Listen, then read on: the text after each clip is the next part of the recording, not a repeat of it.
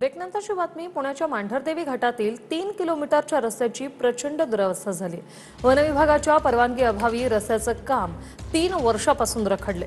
रस्त्याची अक्षरशः चाळण झाली आणि अपघाताची भीती आहे।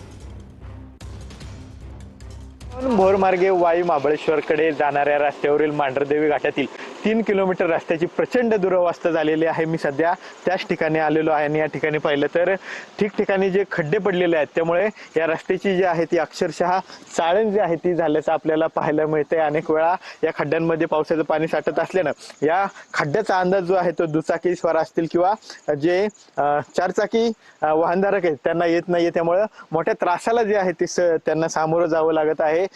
छोटे मोठे अपघात होऊन त्यांना सुद्धा यामध्ये दुखापत जी आहे ती होताना पाहायला मिळते। जो टप्पा आहे 3 किलोमीटरचा याला वन खात्याची परवानगी मिळत नसल्याने अशा प्रकारे हे काम जे आहे ते रखडल्याचं पाहायला मिळते आणि याचा नाहक त्रास जो आहे तो प्रवाशांना सहन करावा लागतोय। कॅमेरा पर्सन किरण आंबेगे सह विनय जगताप, TV9 मराठी, भोर, पुणे।